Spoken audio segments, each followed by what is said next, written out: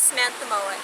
I'm a clairvoyant psychic and a contactee, and I'd like to talk to you about another way in which you may be sensing the presence of extraterrestrials and multidimensionals.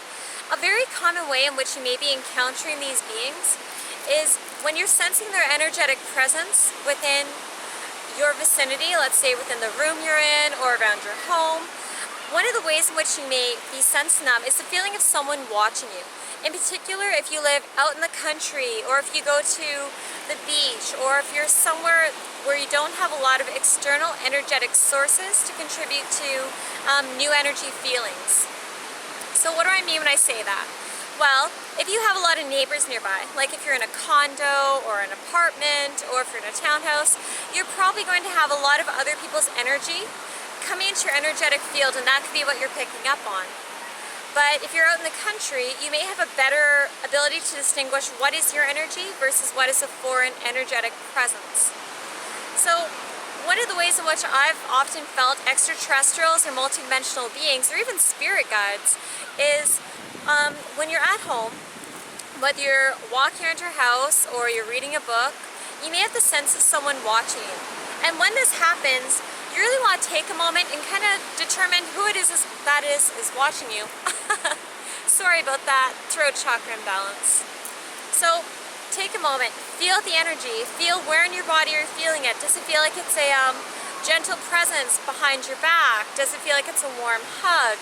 Does it feel like it's a lightness, a tingling? It may even feel like a sense of security or grounding. I have a couple guides that have very grounding energy, and as soon as they're near me, I feel more stable and focused in the moment. But some of the extraterrestrials that I've been in contact with, like let's say Danny the Arcturian, who's more like my brother type energy, his energy feels completely different than my spirit guides. His energy feels not as fast as most of my guides, but it feels like it's very methodical and like it's always calculating, thinking. It has a very loving presence to it, but almost like a teacher type energy, if that makes any sense. So on February 18th, 2014, I have been having a lot of extraterrestrial encounters at that time, and I was often feeling them watching me. I had a sense of almost like they were gauging whether now was the right time to communicate with me or to get into contact with me. And if I look like a washed out ghost right now, I do apologize. It is actually getting bright when it wasn't bright a few minutes ago. Just give me 1 second and I'll go find a better location. 18th of February that year, I felt a lot of energetic presences around my home. And I am someone who's able to distinguish the difference between the extraterrestrials I work with, the multidimensionals I work with, and my spirit guides. And there's a huge energetic difference between them. What most people do not realize is when it comes to your spirit guides, they'll either have typically more of an energetic essence that's very high vibrational if they're an angelic type being or a light being, or they can have more of an earthy essence if they're more of like a deceased loved one that's hanging around with you, taking care of you. But a lot of extraterrestrial multidimensional beings, their energy seems to have a bit more personality than the angelic beings, in the sense that they don't just come from purely peace, love, and light. They come from more of a, well, just as people have their own energetic signatures, so do these beings.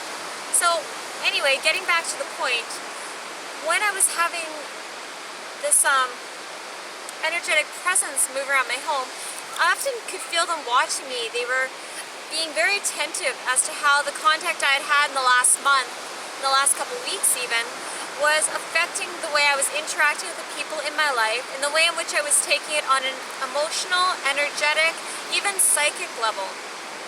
What a lot of people don't realize is with contact, these beings don't just look at you purely based upon the, okay, well, how's Samantha doing intellectually with this contact? No, they go, okay, well, this is what her aura is doing after the contact. This is how she's interacting with her family. This is how she's regarding her work. This is how she's regarding her friends. This is how focused she is on still being able to stay grounded and focused in her life, even with having these different dynamics and experiences going on. So really, these beings are able to take a lot into account and read more than just the typical dynamic that people realize. And one thing I was really noticing during this time is when they would be moving around my home, kind of sensing, okay, well, how is she doing? How is this really affecting her?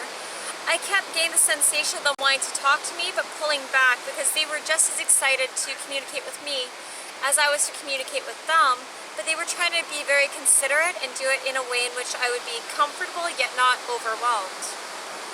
And I would often see them, but I did not have to really, it wasn't just their energetic outline as part of what I want to get out there.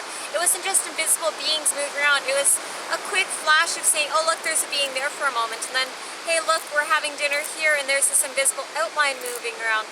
Things of that nature. Those are just part of us hoping to help you understand when it comes to the nature of contact and the way in which it can affect your life. Well, it's an absolutely beautiful day and I'm going to go play in the ocean now. I hope you have a really fun day and get out in the sunshine. Peace, love, and light. Bye.